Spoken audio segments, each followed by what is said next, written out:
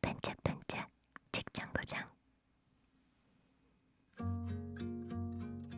아무리 지능이 높은 침팬지나 돼지라 해도 동료들과 함께 앉아 광활한 하늘 아래에서 겸손한 태도로 꿈에 잠긴 듯 우리 아버지는 평생 가난했지만 평생 정직하셨어 라고 읊조리지 않는다. 인간은 이렇게 가치를 담은 문장을 말하곤 한다. 그리고 이런 문장은 우리에게 중요한 의미를 지닌다.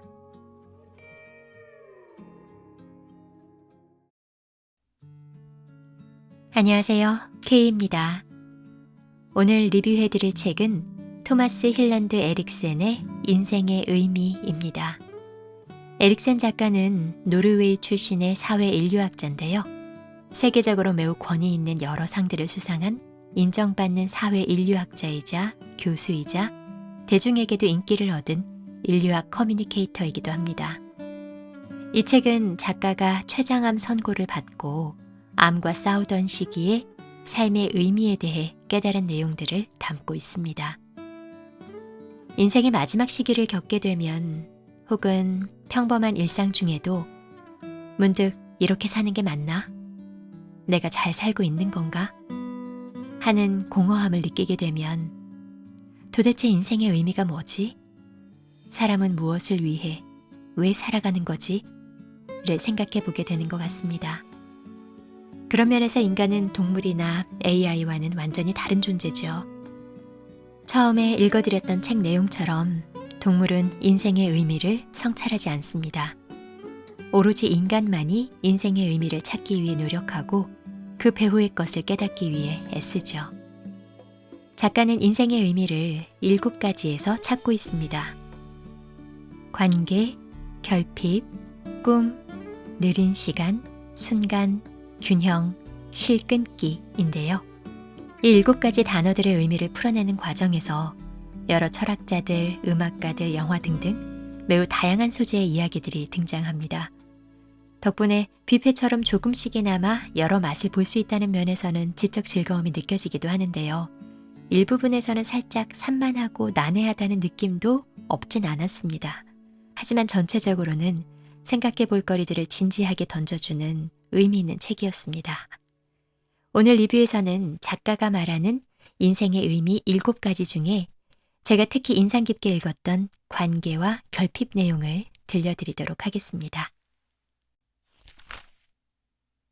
나는 40여 년 전에 사회인류학과 사랑에 빠졌고 아직까지도 그 사랑에서 헤어나오지 못하고 있다. 사회인류학자라는 직업을 갖게 되면서 나는 다른 문화권의 사람들과 긴 대화를 많이 나누었다. 인간은 삶의 의미에 대해 생각할 기회가 주어지면 열의를 가지고 임한다. 하지만 삶의 의미에 대해 내놓는 답은 각자 다르다. 어떤 이들은 신앙심 혹은 자선활동에서 인생의 의미를 찾는다. 어떤 이들은 좋은 부모가 되는 걸 최대의 목표로 삼고 어떤 이들은 자신이 가진 걸 즐기고 거기에 감사하는 것에서 삶의 의미를 찾는다. 이 중 어떤 답은 틀렸고 혹은 맞고 혹은 이 답 둘이 서로 모순된다는 생각은 해본 적이 없다. 삶의 의미에 대한 물음은 2016년부터 암과 싸우는 동안 내가 얼마나 나약한지 깨달으면서 특히 큰 무게로 다가왔다. 암이 재발했던 시기로부터 나는 느린 시간이란 귀중한 선물을 받았다. 느린 시간이 있었기에 나 자신에 대해 다시 깨닫고 다른 모든 것들과 관계를 맺을 수 있었다. 인류는 과학과 기술에서 크게 진보해왔다. 그러나 삶의 의미는 과학과 기술을 동원해 답을 찾는 건 불가능하다. 우리는 궁극적인 해답에 결코 가까워지지 못할 것이다. 지속적으로 발전하는 세상에서 교육받은 사람들에게 참으로 낯선 생각일 것이다. 사람들의 신념은 변화한다. 하지만 사람들의 마음은 시간이 지나도 전혀 변하지 않는다. 라고 한 1927년 노벨상 수상자 시그리트 운세트의 말이 옳았는지도 모르겠다. 화려하게 꾸며진 문화적 허식, 외적 규칙과 규범, 기술과 사회적 형태를 벗겨내면 서로 다른 것처럼 보이지만 우리 모두가 궁극적으로는 같은 동기에 의해 움직이고 있으며 시간과 공간을 초월해 공감대를 가질 수 있다. 자신과 전혀 다른 사람도 얼마든지 이해할 수 있다. 삶의 의미, 좋은 삶이란 무엇인가에 대해 생각해 보면 지금까지 살아온 모든 사람들이 동시대인인 것처럼 느껴진다. 셰익스피어, 몽테뉴, 마르쿠스 아우렐리우스, 아리스토텔레스는 같은 주제로 대화를 나누는 동등한 파트너다. 네, 문명은 고도로 발전을 했죠. 어렸을 때 읽었던 공상과학 소설의 신기술들을 지금은 현실에서 볼 수가 있습니다. 하지만 작가의 말처럼 삶의 외양만 바뀔 뿐 인간의 마음은 바뀌지 않는 것 같습니다. 수천 년 전에 사람들이 느꼈던 감정과 두려움들을 오늘날의 사람들도 동일하게 갖고 있습니다. 얼마 전에 일본 도쿄의 센소지라는 절에 들러볼 일이 있었는데요. 외국인 관광객들이 정말 많았는데 향을 피워놓은 곳마다 외국인, 일본인 할 것 없이 많은 사람들이 모여들어서 코로 연기를 들이마시고 있었습니다. 그 향을 마시면 몸에 안 좋은 부분이 나아진다라는 센소지 관광지의 설명 때문이었는데요. 일반적으로는 연기가 나면 코를 막거나 피하잖아요. 그런데 그 다양한 민족들이 이 과학 문명의 시대에 손으로 부채질해서까지 그 뿌연 연기를 모아서 들이마시고 있던 그 모습이 그 순간 굉장히 언밸런스하게 보였었어요. 그런 건 미신이지, 요즘 세상에 무슨 그런 걸 믿어 라고 말하는 사람들 중에도 막상 어두운 새벽에 공동묘지를 혼자 걷고 있다고 생각하면 오싹함을 느끼게 되는 사람들이 많을 겁니다. 미지의 것에 대한 막연한 두려움, 인생 배후에 있는 그 무언가에 대한 숭상심, 인간이 본질적으로 갖고 있는 삶의 의미와 목적을 찾고자 하는 행위들, 그것들은 인간과 동물을 구별해주는 확실한 표란 생각이 듭니다. 한 동료는 인생의 의미는 신을 믿는 것뿐 아니라 아이를 낳는 거라고 말했다. 진지하게 생각해 볼 만한 말이다. 반드시 자신의 생물학적 자손을 가져야 하는 건 아니지만 자녀와의 관계를 통해 경험하는 무조건적인 사랑과 배려, 겸손, 자기 확신은 더없이 소중한 삶의 덕목이다. 아이들과의 관계를 통해 어른은 과거와 미래를 연결하는 삐걱거리는 경첩으로 현재를 인식할 수 있다. 무엇보다도 자녀는 우리가 누구인지, 우리가 함께 만들어가는 삶은 어떤지에 대해 긴 대화를 나눌 수 있는 대상이다. 아이들은 어른에게 의존하지만 어른도 아이들에게 의존한다. 아이들로 인해 어른은 삶의 취약성과 잠재력을 깨달을 수 있기 때문이다. 몇 년 전 달라이 라마를 만났을 때 그는 자신에게 아내와 자녀가 있었다면 영적 지도자로서의 삶은 불가능했을 것이라고 말했다. 이런 태도는 가톨릭 사제들의 순결 서약을 연상시킨다. 달라이 라마의 이 말에서 나는 의외로 철학적 삶의 고독함, 때로 부러움을 사기도 하는 은둔자적 삶이 가진 약점을 느꼈다. 온전한 인간으로 성장하려면 권리와 의무가 가득 찬 친밀한 관계가 필요하다. 배우자, 자녀, 부모 등 다른 사람과 함께 살 때는 항상 자기 뜻대로 할 수는 없다. 양보하고 타협해야 한다. 돌보는 사람을 우선해야 해서 출장을 취소하고 출세의 야망을 줄여야 할 수도 있다. 두 가지를 모두 갖는 건 항상 가능한 일이 아니다. 다른 사람을 위해 자기를 버릴 필요가 없는 사람은 용서와 겸손, 감사의 능력이 온전한 사람이 될 수 없다. 잔인하게 들리겠지만 사실이다. 철학이 가진 보편적 문제점은 플라톤에서 니체에 이르기까지 유명한 철학자 대부분이 미혼 남성이었다는 사실이다. 그들은 자신의 이론을 넘어서는 것들, 사람들을 서로 연결시키는 사랑이라는 가느다란 실, 그 실이 끊어질 때 열리는 깊은 심연, 배신당했을 때 분출되는 비이성적인 분노, 폭풍이 가라앉은 후 사람들을 다시 연결시키는 끌림에 대해서 잘 알지 못했다. 단지 부부나 연인뿐만 아니라 형제관계, 부모와 자식관계, 혹은 그에 준하는 관계에서도 마찬가지다. 소크라테스는 반성하지 않는 삶은 가치가 없다고 했지만 나는 혼자만 있는 삶 또한 불만족스럽다고 생각한다. 인간 관계에서 받는 만족감은 이집트의 피라미드나 최신 인공지능의 발전이 아니라 무조건적인 사랑을 주고받을 수 있는 인간의 능력에 있다. 철학자 수잔 울프가 딸을 위해 밤새 나비 코스튬을 만들었던 이유가 달리 무엇이겠는가? 그리고 이 일이 그녀에게 그토록 큰 성취감을 준 이유는 무엇이었겠는가? 울프는 의미의 철학을 탐구한 책에서 인간의 동기를 논할 때 일반적인 철학 이론은 적합하지 않다며 이렇게 덧붙였다. 내가 행동하는 건 이기심 때문도 의무감 때문도 공정한 이유 때문도 아니다. 내가 행동하는 건 사랑 때문이다. 이기주의적이고 이원론적인 실천 이성 모델은 사랑이라는 이유, 개인의 이해관계와 관련 없음에도 특별히 열정적인 행동에 알 수 없는 이유를 무시하는 걸로 보인다. 이것이 바로 사회가 유지되는 이유다. 동반자 관계 역시 그렇다. 안전, 자유, 개성도 그렇다. 사회가 없으면 개인도 존재할 수 없다. 세상에는 자식을 갖기 전엔 그 사람을 온전한 성인으로 간주하지 않는 곳이 많다. 철학자 타누 비슈와스는 아동주의 연구의 권위자로 어른의 시각이 어린이에게 지침과 영감을 주는 것이 아니라 그 반대라는 철학적 지향점을 가진다.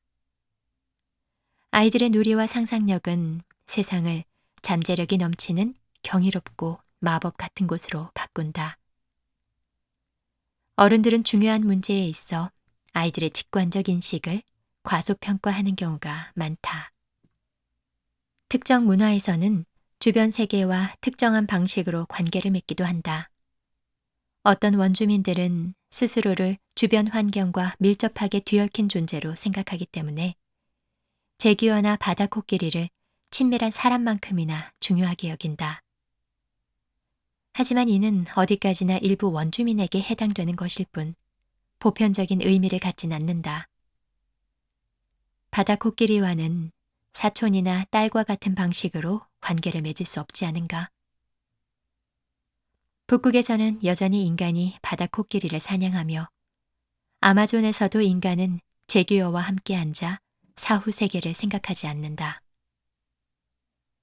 나와 다른 사람을 연결하는 실은 나와 물개와의 공통점을 찾는 실보다 훨씬 더 다양하고 다채롭다. 나와 타인이 연결된 실은 농담을 하거나 커피를 같이 마시는 것부터 타인의 속상한 감정에 공감하는 것까지 많은 것들을 아우른다.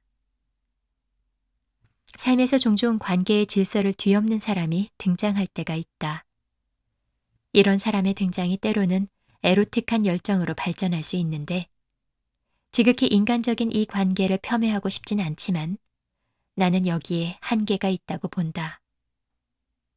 이런 점에서 서양인들은 아시아나 아프리카 사람들에게 불륜을 쉽게 생각한다고 비판받기도 한다. 인도인과 파키스탄인들은 사랑에 기초한 결혼이 변할 수밖에 없는 찰나의 끌림이라는 비판적 인식이 강하다. 반면에 중매 결혼은 잘 알지 못했던 두 사람이 낮은 온도에서 시작하여 점차 따뜻한 애정의 냄비로 성장한다고 여긴다. 멕시코에서는 새 신부에게 결혼 첫 해 남편과 잠자리를 가질 때마다 항아리에 동전을 넣으라고 한다. 그리고 첫 해가 지나면 관계를 할 때마다 항아리에서 동전을 꺼내라고 한다. 그러면서 항아리가 절대 비워지는 일은 없을 거라고 냉소적으로 결론 내린다. 사랑과 결혼으로 엮인 관계에 대한 사회 문화적 인식은 이토록 다르면서도 또 공통점을 갖는다. 내가 관계에 의해 창조되며 그 관계 속에서 계속 재창조된다는 깊이 있는 식견에 도달했다면 자아 실현을 궁극적인 목표로 삼는 개인주의는 과연 얼마나 의미가 있을지 되짚어 볼 필요가 있다. 이혼을 한 많은 사람들이 이혼 후에 자신의 삶에서 많은 부분이 삭제된 것에 놀라움과 실망을 표한다. 그들은 더 이상 이전의 가족 사진을 벽에 걸 수 없고 아이들이 어렸을 때의 재밌는 에피소드와 가슴을 따뜻하게 하는 추억을 회상할 수 없다. 새로운 배우자가 있는 경우 이전 배우자와의 추억과 경험을 언급하는 것조차도 도발과 위협으로 여겨질 수 있다. 중매 결혼이 생활화된 사회에서는 결혼을 단순히 두 사람이 결혼하는 것이 아닌 두 가족의 결합으로 보기 때문에 더 복잡하다.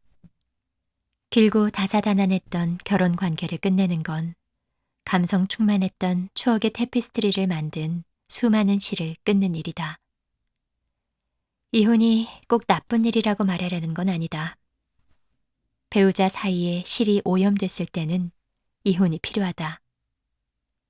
하지만 이혼에는 사람들이 생각하는 것보다 큰 대가가, 끊어진 관계의 길이와 강도에 비례하는 대가가 따른다. 그들은 결국 연결된 존재가 아닌 분리되고 고립된 존재가 된 자신을 발견한다. 유럽 북서부에서는 재산이나 자녀, 반려동물을 공유하는 동거인들 사이에서 가장 강한 정서적 유대가 존재하는 것으로 가정한다. 다른 지역에서는 아버지와 아들의 관계가 사회의 기본 구성 요소가 된다. 주로 지중해 지역이 그렇다. 시칠리아나 튀니지의 경우 남성이 사망하면 보통 아버지 옆에 묻힌다. 네덜란드나 노르웨이의 경우 남성이 사망하면 아내 옆에 묻힌다. 더 정확하게는 아내가 남편 옆에 묻힐 것이다. 여성이 남성보다 좀 더 오래 살기 때문이다. 카리브해의 섬들이나 기타 노예제가 철폐된 곳에서는 어머니와 아들 사이의 연결이 가장 강력한 사회적 정서적 유대였다. 남성들은 항상 어머니에 대한 의무를 최우선으로 생각한다. 아무리 멀리 떨어져 있어도 어머니께 최소한의 용돈을 매달 보내는 것을 당연하게 여기며 어머니의 전화를 받지 않는 건 나이에 관계없이 나쁜 짓으로 여긴다. 모든 사회에는 관계의 본보기가 되는 연대, 즉 일종의 사회적 관계가 존재한다. 이러한 연대 속에서 발생하는 무조건적인 사랑은 감사와 희생, 용서, 취약성과 같은 감정을 불러일으키는데 이는 개인의 자아 실현에 대한 신자유주의의 찬양과는 동떨어져 있다. 사회적 연대 안에서 이런 강렬한 유대감을 느끼고 적극적인 지원을 받아보지 못한 개인의 삶이란 불완전할 수밖에 없다. 인간과 인간, 인간과 다른 생명체를 연결하는 실은 눈에 보이진 않아도 그 수는 무수히 많다. 그 중에서도 굵은 실이 있고 가는 실이 있는데 이 실들이 얼마나 튼튼한가는 우리가 얼마나 많이, 얼마나 깊이 그들과 얽혀 있는지, 그리고 얼마나 많은 양분이 관계에 스며들도록 하는지에 좌우된다. 인간은 가장 두꺼운 실, 즉 가장 가까운 타인, 의미 있는 타인으로부터 버림받거나 학대를 당할 때 가장 취약해진다. 이런 상황에서는 개인의 존재감에 심각한 타격을 받는다. 반면 알지 못하는 사람으로부터 비방을 당하고 경멸의 시선을 받는 건 그리 크게 타격을 받지 않는다.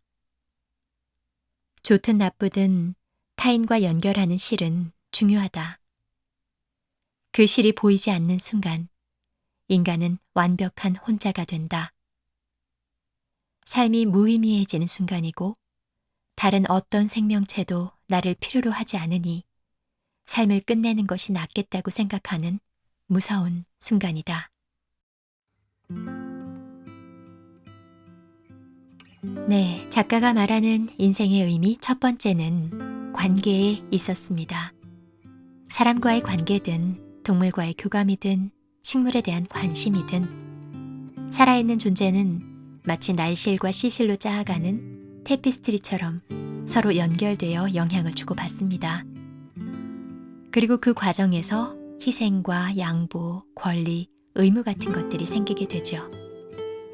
그런 관계를 통해 즉 자기 뜻대로만 하지는 못하는 상황, 실로 연결되어 있는 누군가를 위해 하기 싫은 일도 해야 하고 희생하고 양보하고 배려하는 그런 관계를 통해 사람은 온전해질 수 있는 거라고 작가는 말했습니다. 연대 속에서 깊게 얽혀있는 실들과도 같은 인간관계, 그게 바로 삶의 첫 번째 의미라고 한 거죠. 전에 다른 책 리뷰에서도 말한 적이 있지만 강동원 씨가 주인공으로 출연한 가려진 시간이라는 한국 영화를 본 적이 있는데요. 멈춰진 세상에서 살게 된 주인공의 모습이 그려진 부분이 굉장히 인상적이었어요. 사람뿐만 아니라 기계, 시간, 물의 흐름, 동물, 소리까지도 모든 것들이 그대로 일시정지된 세상에서 혼자 살아가는 건데요. 먹을 건 풍부했고 돈이나 보석도 원하기만 하면 백화점이나 건물에 들어가서 가져올 수 있었어요. 하지만 사람은 그것들로만 살 수 있는 존재가 아니었습니다. 예쁜 옷이 있다고 해도 누구에게 보여줄 수도 없고 무언가를 함께 나누거나 교감할 그 누구도 없는 그런 세상. 그런 세상에서 보게 되는 아름다운 장면이나 돈, 음식은 의미가 없었습니다. 결국 영화에서 강동원 씨는 자살을 시도했는데요. 물론 그 순간 다시 살아 움직이는 세상으로 돌아오게 되긴 했지만 그때 그런 생각이 들었어요. 사람에게 기쁨을 주고 살아갈 힘을 주고 삶의 의미를 느끼게 하는 건 사람이구나. 누군가를 사랑하고 누군가에게 사랑받고 누군가에게 꼭 필요한 존재라는, 그래서 내가 세상에 없으면 상대방이 섭섭해할 거라는 걸 아는 것, 그것이 사람을 살아가게 하는 그 무언가인 거구나 라는 생각이 들었습니다. 좀 전에 읽은 책 내용 중에 이런 말이 있었죠. 인간은 가장 두꺼운 실, 즉 가장 가까운 타인, 의미 있는 타인으로부터 버림받거나 학대를 당할 때 가장 취약해진다. 그 순간이 바로 삶이 무의미하게 느껴지는 그런 순간이 된다는. 인간관계가 삶을 지탱시키는 주된 힘이 될 만큼 정말로 중요한 거라면 자아 실현이나 돈을 버는 일보다 의미 있는 사람과 좀 더 두텁고 튼실한 관계를 맺기 위해 지금의 시간과 정성을 쏟는 것이 결과적으로는 더 후회 없는 지혜로운 선택일 거란 생각이 들었습니다. 전 세계 인구의 4분의 1이 매일 생존을 위해 투쟁할 필요가 없다. 이는 매우 특별한 의미를 갖는다. 살아남기 위해 매일 애쓰는 대신 삶의 의미에 대한 책을 쓰며 여가 시간을 보낼 수 있는 것이다. 결핍은 진기하고 이례적인 이 환경에서 가장 희귀한 자원일 수도 있다. 항상 구할 수 있는 것엔 가치가 없다. 오늘날 전 세계 중산층과 상류층이 직면한 큰 문제는 부족이 아니라 풍요다. 자세히 살피기 전까지는 드러나지 않겠지만 결국 누군가 발견하게 된다. 결핍은 존재의 기본 조건이다. 얼어 죽기 직전인 사람에게는 몸 안에 단 하나의 소원을 품을 공간만이 남아있다. 마리우폴 시민들은 상사를 원망하고 아이에게 숙제하라고 잔소리를 하고 하루 종일 들리는 위층 노인의 기침소리며 터무니없는 휘발유 가격에 대해 큰 소리로 불평하며 보통의 일상을 보냈다. 일상의 이런 소소한 골칫거리들은 2022년 이 도시에 러시아 폭탄이 비처럼 쏟아지기 시작한 날 단번에 사라져버렸다. 2001년 미국에서 9.11이 터졌을 때 이 순간 무엇보다 중요한 건 무슬림이 악마와 동일시되는 걸 막는 거라고 이성적으로 생각해야 했을까? 파괴적인 흑백 논리에 기반을 둔 적대적 집단 정체성을 만들어 연약한 실들이 끊어진 채 무조건적인 분노와 증오에 휘둘리는 상황을 피해야 한다고 냉정하게 생각해야 했을까? 나는 그렇게 반응하지 않았다. 불타는 뉴욕의 빌딩을 보면서 가장 먼저 떠오른 생각은 내 아이들, 2살과 4살밖에 안 된 연약하고 어린 아이들이었다. 무너져 내리는 건물, 자욱하게 피어오르는 검은 연기, 극심한 공포에 어쩔 줄 모르는 군중을 지켜보면서 TV 화면을 통해 새어나오는 증오와 분노에 공감하면서 나는 내 아이들인 올레와 아만다가 어떤 세상에서 자라게 될지, 아이들이 세상에 대한 신뢰를 가질 수 있을지, 아니면 매번 의심과 거짓에 익숙해지게 될지를 생각했다. 나는 그때가 우리를 세상과 연결하던 가느다란 실들이 썩어 끊어질 위험이 있는 몹시 결핍된 상황으로 보였다. 물론 대부분의 사람들은 대부분의 시간 동안 내 바운더리의 작은 세상에서 산다. 그럼에도 지구온난화를 걱정하거나 식민주의라는 뒤틀린 유산에 대해 차분하게 생각하는 것이 필요한데 그렇게 넓고 큰 생각을 할 시대가 완전히 끝나버린 것 같았다. 본능적이고 실존적인 결핍에 집중하는 시대가 되어버린 것만 같았다. 세계는 예전보다 심각한 물질적 결핍에서 많이 벗어나 있지만 지금은 다른 형태의 정서적 결핍이 계속해서 우리의 삶을 방해하고 있다. 새로이 등장한 정서적인 결핍은 점점 그 존재가 커질 것이다. 생존의 위협을 느끼면 인간은 짧은 시간이나마 자신의 모든 갈망을 하나로 응축시킨다. 갈증으로 죽을 것 같은 사람도 마찬가지다. 경제학 수업에서 수익률 감소의 법칙을 보여주는 사례로 안개 속 카페에 윤곽이 보일 때까지 사막을 기어가는 사람에 대해 이야기한다. 사막을 기어가는 그는 첫 번째 물병에는 기꺼이 매우 비싼 값을 지불하고 두 번째 물병에도 상당한 금액을 지불하지만 세 번째 물병에는 보통의 시장 가격 이상을 지불하지 않는다. 1981년 봄 이스탄불에서 나는 일주일을 보냈다. 유럽 여행이 거의 끝나가는 시점이었다. 기차 여행 중에 터키 국경에 서서히 다가갈 때쯤 나는 목이 마르기 시작했다. 안타깝게도 기차 안에서는 아무것도 살 수가 없었다. 갈증은 곧 강박 상태가 되었다. 화장실의 물은 마실 수가 없었고 기차 안의 물은 떨어진 지 오래였다. 늦은 오후, 마침내 동서양의 경계에 걸친 대도시 이스탄불에 도착했다. 기차에서 만난 친구들은 내릴 준비에 서둘렀다. 우리는 유명한 푸딩 가게 근처에 있는 호스텔에 같이 묵기로 약속한 상태였다. 나도 서둘러 펩시콜라 2병을 사고 친구들을 부지런히 따라갔다. 호스텔에 도착하기 전에 나는 갈증을 참지 못하고 콜라 1병을 급히 라이터로 열었다. 목이 타들어갈 만큼 갈증이 심했던 나는 330ml의 콜라를 단숨에 들이켰다. 다른 척추동물들과 달리 인간을 비롯한 포유류는 숨을 쉬면서 동시에 물을 마실 수 없기 때문에 액체를 들이켜는 중간중간 숨을 쉬어야 하지만 매우 놀랍게도 나는 첫 번째 병을 모두 비운 후에야 비로소 숨을 쉬었다. 나를 본 호주 친구가 눈을 크게 뜬 채 병까지 빨아들일 기세인데? 라고 놀렸지만 나는 아랑곳하지 않고 두 번째 병을 열고 그것마저 단숨에 마셔버렸다. 물론 속도는 첫 번째 병보다 좀 더 느렸을 것이다. 세 번째 병이 있었다면 그 병은 방에 두고 나왔을 것이다. 갈증이 해소되자 갑자기 주의가 다른 곳으로 향했다. 결핍과 갈망은 사라졌다.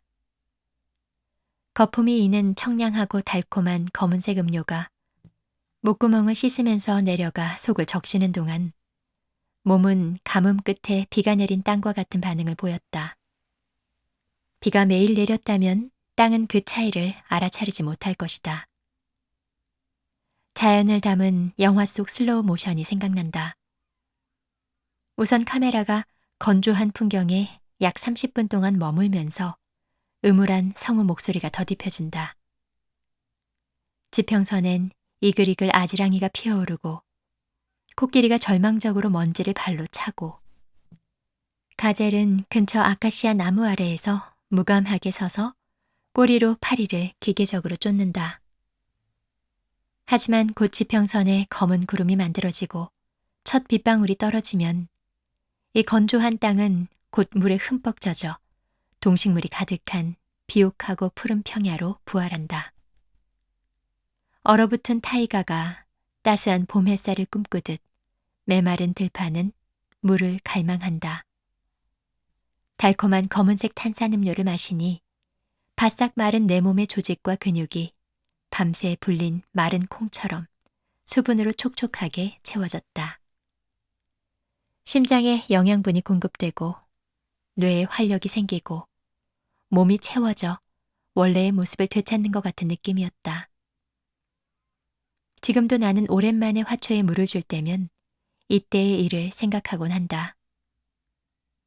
최근에도 친구에게 이 이야기를 한 적이 있다.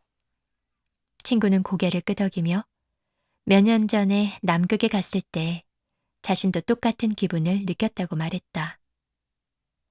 남극의 하루는 생각보다 무섭고 위험했다면서 추위와 강풍, 공허, 근육통, 그리고 죽음에 대한 두려움까지 느낄 정도였는데 이를 견디게 해준 건 텐트 안에서 마시는 따뜻한 코코아 한 잔이었다고 한다. 특별할 것이 없는 인스턴트 코코아일 뿐이었다. 하지만 친구는 코코아의 달콤함과 따뜻함, 순수한 아늑함으로 어린 시절 고향집의 평온한 일요일 저녁까지 떠올릴 수 있었다.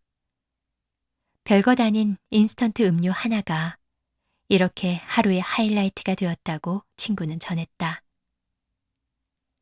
갈증을 모르는 사람은 물의 가치를 모른다. 결핍만이 가치를 창출할 수 있다. 학생 시절 한 크루드족 이민자를 알게 되었다. 그는 당나귀로 운반할 수 있는 양만 소유하는 것이 삶의 목표라고 말했다. 가축을 기르는 유목민인 그들에게 신선한 목초지 외에는 부족한 것이 거의 없다. 넘치지도 부족하지도 않고 꼭 필요한 것만 가지고 다니는 삶이다.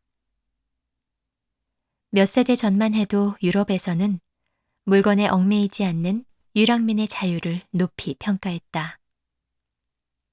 나는 그것이 무슨 의미인지 이해한다. 내 경우에는 몇 주에서 길게는 1년까지 이어지는 인류학 현장 조사에 내가 운반할 수 있는 이상의 물건을 절대 가져가지 않는다. 집으로 돌아오기 전에는 언제나 책이나 여분의 옷 등 불필요한 물건을 현장에 있는 사람들에게 나눠준다. 집에 있는 물건이 그리웠던 적은 없다. 그리운 건 사람뿐이었다. 현장에서 내가 가장 원했던 건 물질적인 것이 아니었다. 내가 그리워한 사람들과의 상호작용으로 이루어진 정서적 만족감에 대한 것이었다.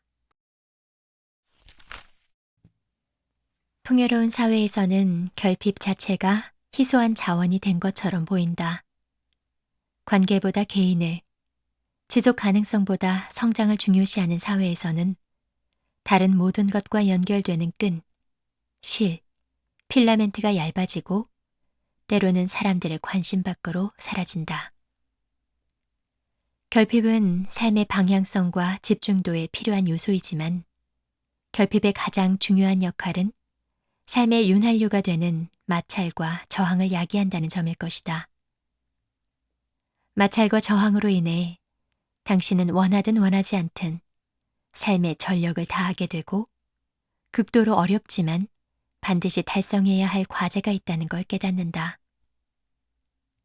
이러한 저항은 결국 성취로 이어진다.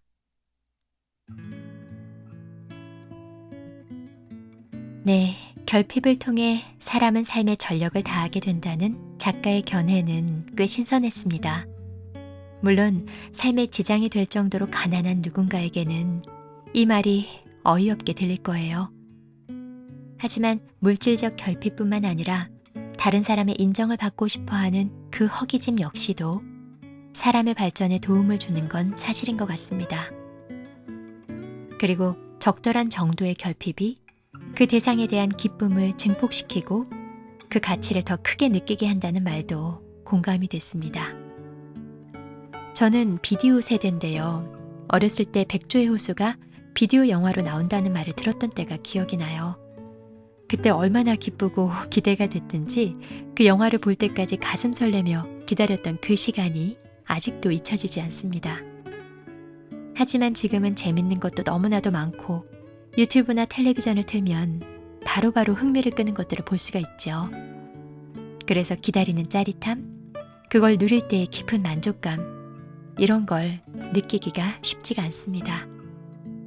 맛있는 음식도 마찬가지죠.